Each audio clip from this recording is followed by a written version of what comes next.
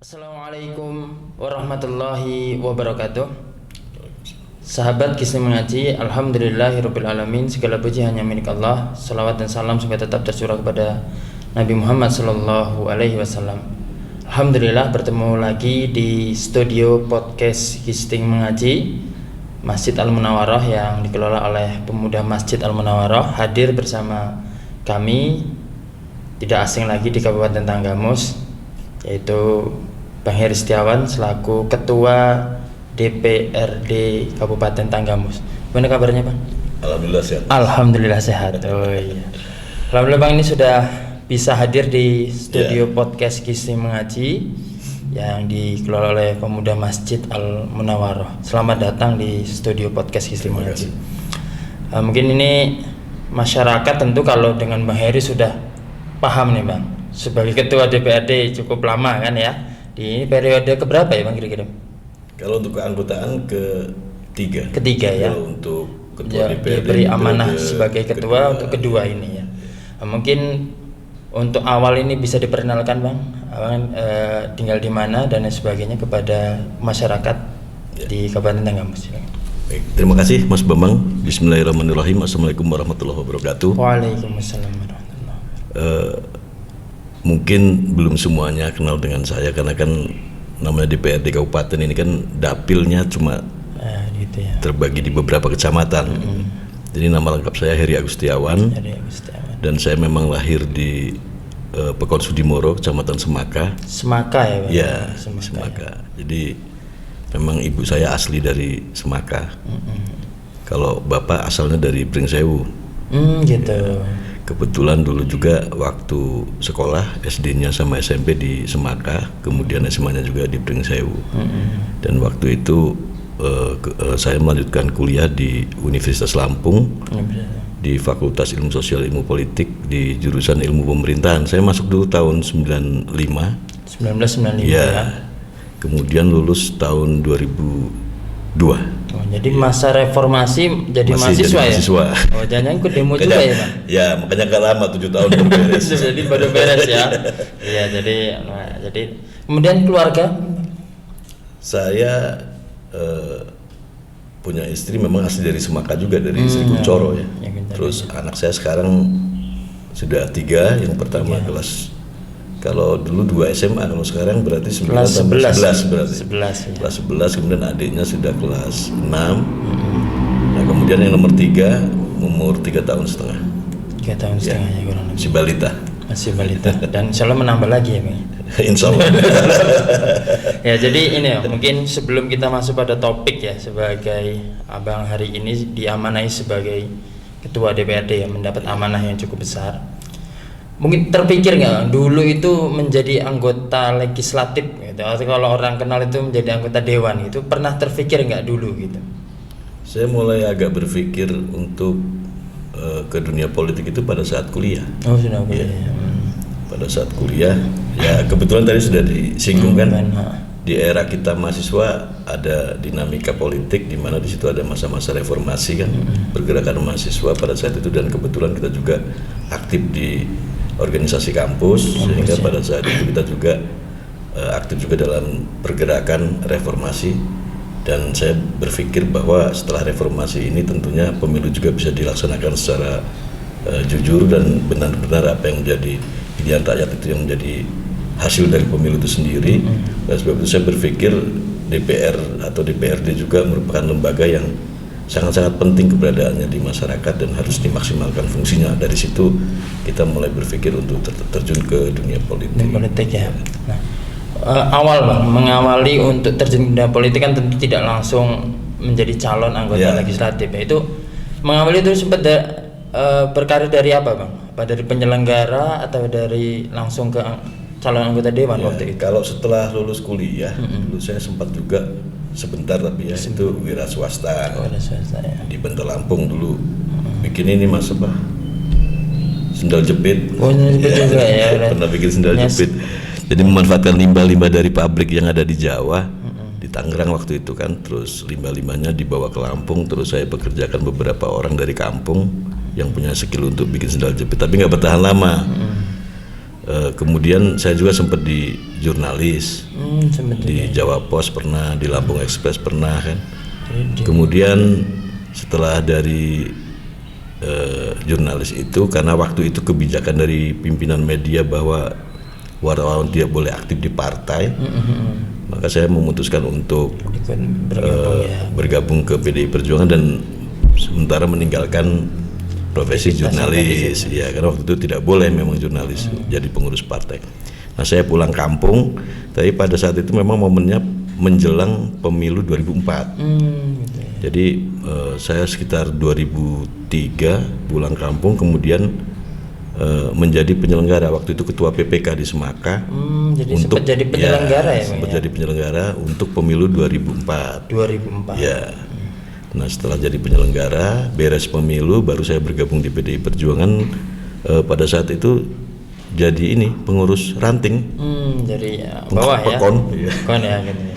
Nah, setelah jadi pengurus ranting, baru kemudian pada saat ada pencalonan ketua PAC di Semaka, saya juga mencalonkan diri dan waktu itu dipercaya oleh teman-teman ranting di sana. Saya menjabat ketua PAC itu 2 periode. 2 periode ya. 2005-2010 sama 2010-2015. Jadi tahapannya itu ya. Ya, kemudian nyaleknya kita baru di 2009 kan. 2009 ya. Jadi terus berkarirnya. Pada saat kita ketua PAC itu kita nyalek ya. Nah, ini sekarang kita langsung ke dalam nih Bang. Nah ini kan kalau tadi kan kronologi ya awal ya terjun di dunia politik ya. Sekarang diamanai sebagai ketua DPRD. Bisa beritahu dong Bang, fraksi yang ada di Kabupaten Tanggamus ini jumlahnya berapa? Tentu kan setiap kabupaten itu sudah jelas berbeda ya. Jelas berbeda karena kondisinya juga berbeda. Mungkin bisa dijelaskan kondisi DPRD Kabupaten Tanggamus. Kalau di Tanggamus periode 2019-2024 ini DPRD ini ada 7 fraksi. 7 ya jumlahnya ya. Ada 6 fraksi penuh dan 1 fraksi gabungan. Gabungan dari beberapa partai. Karena dari partai yang lolos di kursi di DPRD Kabupaten Tanggamus ini ada 8 partai. 8 partai. Jadi 7 fraksi ya dari itu ya. Terus kemudian jumlah ya pimpinan sampai anggota itu jumlah keseluruhan dari seluruh dapil itu berapa sih anggota dewan itu jumlah keseluruhannya? Kalau di Tanggamus pimpinan dan anggota ini 45 orang. 45 ya? 4 pimpinan dan 41 anggota. Pimpinan 4 pimpinan dan 45 pimpinan rangkap anggota itu totalnya 45. Itu kan berdasarkan dari jumlah penduduknya Mas. Ya jumlah penduduk karena memang sesuai dengan regulasi yang ada sesuai dengan itu ya. Nah kemudian dalam perkembangannya tentu banyak nih masyarakat ini yang belum tahu fungsi DPR itu apa sih ya kan. Kalau mereka tahunya kan eksekutif memang eksekutif nanti yang dikenalkan bupati wakil bupati nih. Nah ini belum tahu nih masyarakat ini fungsi daripada DPR ya, tentu di dalamnya anggota DPR itu mungkin bisa dijelaskan kepada masyarakat. Ya kalau fungsi DPRD itu ada 3. Yang pertama itu fungsi anggaran. Ya itu fungsi anggaran itu adalah bersama-sama dengan kepala daerah melalui DAPD menyusun rancangan atau rencana anggaran pendapatan dan belanja daerah. Kemudian fungsi yang kedua adalah fungsi legislasi, itu bersama-sama dengan pemerintah daerah juga membentuk peraturan daerah atau perda. Kemudian yang ketiga adalah fungsi pengawasan. Jadi dari APBD yang sudah ditetapkan itu DPRD kemudian melakukan pengawasan terhadap jalannya atau pelaksanaan dari APBD itu oleh pemerintah daerah. Nah, tapi memang ini Mas, yang harus kita pahami ada perbedaan antara DPR RI dengan DPRD di daerah atau DPRD kabupaten. Fungsinya berbeda ya sedikit ya.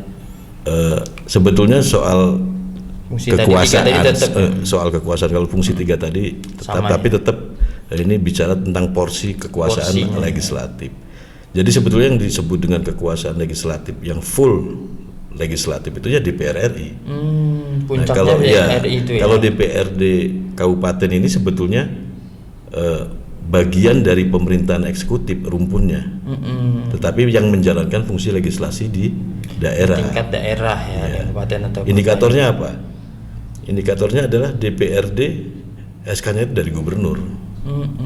Sedangkan gubernur kan bagian dari pemerintah. Dari eksekutif ya. Eksekutif, perwakilan pemerintah pusat yang di provinsi kan. Di provinsi. Nah, artinya di situ bahwa DPR di kabupaten ini sebetulnya harus mengedepankan unsur kemitraan dengan pemerintah daerah. Dengan pemerintah ya. Iya. Pemerintah daerah dalam hal ini adalah bupati dan OPD itu jajaran di bawahnya, dibantu ya. oleh OPD. Nah, DPRD sendiri di sini unsur penyelenggara pemerintahan di daerah. Dia bukan pemerintah daerah tapi unsur penyelenggaraan pemerintah bagian daerah. Ya, bagian nah, dia fungsinya kemitraan dan penyeimbang, ya kan? Itu kalau posisi DPRD bedanya dengan DPR RI. Nah, kalau di RI sana di pusat kan jelas tuh pembagiannya eksekutif, legislatif, yudikatif kan. Jadi porsinya jelas ya, fungsi itu porsinya masing-masing. Mereka kekuasaan yang terpisah antara eksekutif, legislatif dan yudikatif. Tapi kalau di kabupaten ini kita kedepankan kemitraannya karena kita sama-sama unsur di dalam penyelenggaraan pemerintahan di kabupaten atau kota yang ada ya. Jadi lebih. Nah tentu ini kan penting juga di masyarakat ini tahu ya fungsi-fungsi minimal kan, fungsi-fungsi minimal kepada seluruh anggota dewan yang ada. Ya, mungkin dari tentu kan ada namanya peraturan-peraturan daerah ya, peraturan-peraturan daerah yang tentu dibuat oleh DPRD kabupaten atau kota yang ada. Nah ini untuk Kabupaten Tanggamus sendiri mungkin ada tidak perda-perda yang tentu ini sudah dibutuhkan masyarakat dan memang sudah dirancang bahkan mungkin sudah disahkan selama periode Pak Ketua ini udah berapa Bang? Contohnya lah mungkin ada beberapa yang terbaru. Ya, jadi pertama yang harus dipahami oleh masyarakat bahwa pintu untuk pembentukan sebuah perda itu ada dua. Yang pertama dia muncul dari pemerintah daerah, bupati melalui bagian hukumnya, dan yang kedua adalah perda inisiatif DPRD. Ini bisa muncul dari DPRD. Jadi DPRD yang mengusulkan itu untuk dibuat sebuah perda. Dan kalau jumlah pastinya dari awal sampai sekarang saya menjabat, saya agak lupa kalau jumlah pastinya, tapi saya kasih contoh beberapa perda inisiatif yang sudah disampaikan, yang sudah dibuat oleh DPRD di bidang ekonomi untuk mendukung peningkatan pendapatan dari UMKM kita. Tanggamus sudah punya perda inisiatif dari DPRD itu tentang perlindungan produk lokal. Oh, khusus UMKM gitu ya? Produknya ya? Artinya produk-produk lokal yang dari Tanggamus baik dari UMKM maupun dari BUMD kita itu kita buat regulasinya supaya mendapatkan prioritas. Ya. Kemudian juga bisa kita lihat bahwa di beberapa pasar modern minimarket itu kita juga wajibkan untuk menyiapkan gerai untuk produk-produk UMKM kita tentunya yang sudah layak uji. Ya. Kemudian kita juga lihat di BUMD kita punya Waiku. Nah di perda perlindungan produk lokal itu kita mendorong supaya produk-produk yang dihasilkan oleh baik BUMD maupun UMKM itu harus mendapat prioritas untuk dikonsumsi atau dibeli oleh kita. Jadi masyarakat ya. Jadi dari kita untuk kita sehingga perputaran uangnya itu bisa meningkat di Tanggamus. Tidak banyak uang yang keluar kalau kita bisa membeli produk-produk kita sendiri. Itu tujuannya sebetulnya. Dan yang harus kita dorong ke depan adalah semakin banyak lagi produk-produk yang bisa dihasilkan oleh masyarakat kita sehingga nanti kebutuhan-kebutuhan masyarakat kita sendiri tidak perlu jauh-jauh tapi cukup bisa membeli dari produk masyarakat kita sendiri. Jadi itu yang dari kita oleh kita untuk kita gitu. Kemudian kita juga sudah membuat perda Kabupaten Layak Anak. Kabupaten Layak Anak ya. Karena kita sadar bahwa generasi ke depan juga harus kita jaga dan kita pastikan kualitasnya kan. Jadi persiapkan ya. Ya, sehingga kita bicaranya tidak hanya per hari ini atau besok tapi jangka panjang juga untuk generasi penerus harus kita persiapkan secara matang, kita lindungi sehingga kualitasnya mudah-mudahan bisa terjaga. Kemudian dari perda-perda yang baik itu inisiatif maupun tadi usulan dari pemerintah daerah tentunya melalui Biro Hukum tadi disebutkan. Nah, ini masyarakat kan tentu tidak semuanya tahu. Nah, bagaimana upaya DPR itu untuk mensosialisasikan hasil-hasil perda-perda yang sudah dirancang kemudian disahkan oleh DPR itu sendiri? Polanya seperti apa? Jadi memang kalau yang memiliki tugas untuk mensosialisasikan sebuah perda itu pemerintah daerah dan kami selaku unsur penyelenggara pemerintah daerah. Kalau di pemerintah daerah kan mereka sudah punya perangkat-perangkatnya dari mulai bagian hukum kemudian sampai ke camat, ya kan. Nah kalau di kita ada program sosialisasi perda. Sosialisasi jadi perda. Berapa kali dalam setahun kita adakan kegiatan sosper, sosialisasi peraturan perundang-undangan kan. Yang salah satunya perda itu juga, sehingga perda-perda yang sudah dibuat atau dibentuk itu bisa tersosialisasikan secara maksimal. Karena percuma juga kita punya perda kalau buat teman masyarakat nggak tahu. Nah tapi ini juga Mas, harus kita akui bahwa ini perlu saya sampaikan ya, karena untuk meningkatkan ini juga peran dan fungsi kita, bahwa selama ini peran aktif dari masyarakat juga dalam hal pembuatan perda ini masih minim. Masih minim ya. Yang kita harapkan sebetulnya masyarakat kita baik melalui organisasi ataupun melalui kelompok-kelompok yang memang memahami situasi di lapangan itu, ketika melihat sebuah kondisi yang perlu disupport oleh sebuah perda, sampaikan aja ke DPRD. Jadi bisa diusulkan oleh minimal ormas atau OKP dan sebagainya, bisa. Apa sih yang dibutuhkan di Tanggamus, perda apa gitu, sampaikan saja. Nanti sebelum kita jadikan program di pembentukan perda itu, ya kita diskusi dulu, kita hearing dulu seberapa pentingnya perda itu gitu kan. Nanti begitu kita anggap bahwa ini memang penting dan sangat dibutuhkan, baru kita masukkan di prolegda kan. Nah, ini yang kita minta ke depan, masyarakat Tanggamus juga bisa lebih proaktif terhadap usulan-usulannya. Untuk sama-sama kita bisa melahirkan sebuah perda yang tentu dibutuhkan masyarakat, positif bagi masyarakat. Tentunya harapannya di bidang apapun juga. Apapun ya bentuknya. Selama tidak menyalahi aturan perundang-undangan yang lebih tinggi. Ya di atasnya ya. Nah, mungkin ini terakhir ya, tentu sebagai masyarakat karena Anda kan masih canggung. Masih mungkin agak bingung nih cara mau menyampaikan ya. Itu kan tentu banyak juga masyarakat yang bingung nih. Kami mau ketemu anggota dewan itu gimana sih caranya? Ya, kalau di sekitarnya mungkin ada ya berbasis dapil dan sebagainya. Cuman untuk secara formal ketemu dengan anggota dewan itu mungkin bisa disampaikan Bang. Cara-cara sederhana lah mungkin bagi masyarakat umumnya. Ya, kalau yang forum-forum yang memang sudah secara kontinu dan temporer itu memang dilaksanakan, kan forumnya ada reses tuh. Reses di tiap dapil. Jadi tiap-tiap anggota itu dalam 1 tahun itu ada 3 kali masa sidang. 3 kali ya? Ya, berarti ada 3 kali reses. Dan di situ sebetulnya media bersama untuk masyarakat bisa menyampaikan aspirasinya ke anggota DPRD. Tetapi di luar itu sendiri sebetulnya kan tiap-tiap dapil ini punya anggota dewan. Ya, bisa langsung datang ke rumahnya, bisa atau melalui momen-momen lain. Ya, kita manfaatkan teknologi juga, WA atau apa gitu. Hari ini ya. Informasi hari ini sebetulnya sudah tidak sulit lagi untuk berkomunikasi, kan bisa langsung, bisa melalui media komunikasi gitu. Tapi intinya sangat mudah sekali sebetulnya untuk menyampaikan hal-hal tertentu ke dewan. Karena selain kita punya waktu-waktu atau masa reses, kita juga di tiap dapil punya anggota yang bisa kapan saja disampaikan ke teman-teman anggota tersebut. Artinya anggota dewan ini terbuka karena memang mendidik rakyat, tentu rakyat berhak untuk menyampaikan apa saja ya, aspirasi ya tentunya. Aspirasi. Alhamdulillah kita sudah ngobrol banyak nih, mudah-mudahan dengan obrolan kita di siang hari ini di podcast Kisni Mengaji ini masyarakat lebih terbuka tentang peran dan fungsi daripada DPR. Dan tentu mudah-mudahan tidak lagi canggung ya. Nah, masyarakat ini kadang masih canggung, segan ya dengan anggota dewan yang ada di Kabupaten Tanggamus ini untuk menyampaikan aspirasi-aspirasi. Mungkin hanya ormas-ormas atau mungkin OKP dan sebagainya yang berani menyampaikan pesan-pesan aspirasi daripada masyarakat. Terima kasih Bang sudah hadir di studio podcast Kisni Mengaji. Mudah-mudahan di lain kesempatan bisa hadir dan support kepada kami.